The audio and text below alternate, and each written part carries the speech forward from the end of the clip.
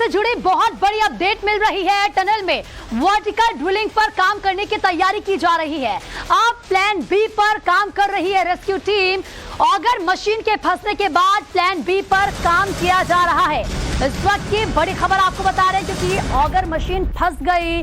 Drilling करते हुए 2 bit तो बाहर निकल गए हैं, लेकिन 6 बिट अभी भी अंदर फंसे हुए हैं। अब जिसके बाद प्लान बी पर काम शुरू किया गया है।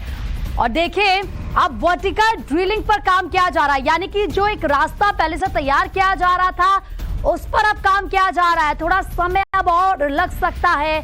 14 दिन हो चुके हैं रेस्क्यू ऑपरेशन को। 41 श्रमिक अंदर फंसे हुए हैं और उन्हें बाहर निकालने के लिए तेजी के साथ काम किया जा रहा। अलग अलग प्लान पहले से तैयार थे कि अगर कोई अड़चन आती है तो फिर किस प्लान पर काम किया जाएगा। ऑगर मशीन के फंसने के बाद वर्टिकल ड्रिलिंग पर काम करने की तैयारी है। हमारे संवाददाता राकेश पांडे की एक्सक्लूसिव रिपोर्ट वहां से आइए, देखिए आप।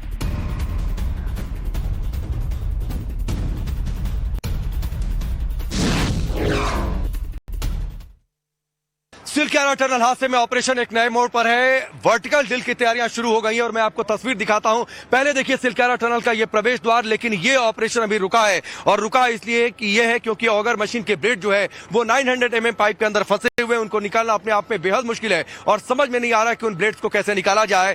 जाहिर सी बात है, एक एक ब्लेड को काट कर निकालना पड़ेगा। इस बीच ये तस्वीर देखिए, जो मशीन की तस्वीर हमने आपको दिखाई सैनी कंपनी की, ये तस्वीर ऊपर लेकर जाई जा रही है। नौयुगा यहां पर ऑपरेट करती है और आप देखिए इस मशीन को जो बीआरओ ने अप्रोच रोड तैयार की है, उस अप्रोच रोड के जरिए लेकर आगे जाया जा रहा है। और इस हिस्से में हरिंदर तस्वीर दिखाइएगा, टनल के ठीक ऊपर पहले ही बीआरओ ने 1200 मीटर की अप्रोच रोड तैयार की थी। 2 ड्रिलिंग पैड तैयार करके दिए थे ताकि वहां से वर्टिकल ड्रिल की जब भी जरूरत पड़ेगी तो वर्टिकल ड्रिल के ऑप्शन को आजमाया जा सकेगा। यह तस्वीर देखिए, मैं चाहूंगा हरिंदर जरा इस मशीन पर जूम करिए और सबसे पहले आगे के हिस्से पर जूम करिए। देखिए इस मशीन को डीप सी में भी इस मशीन का इस्तेमाल होता है, एनजीसी भी इस मशीन का इस्तेमाल करती है।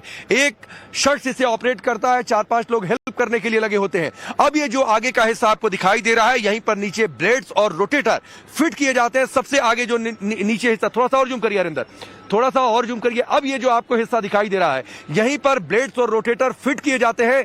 इसके बाद जो है इसको पैड पर ले जाकर ड्रिल शुरू किया जाता है। और ड्रिल होता कैसे, जरा सा इसे जूम आउट करिए।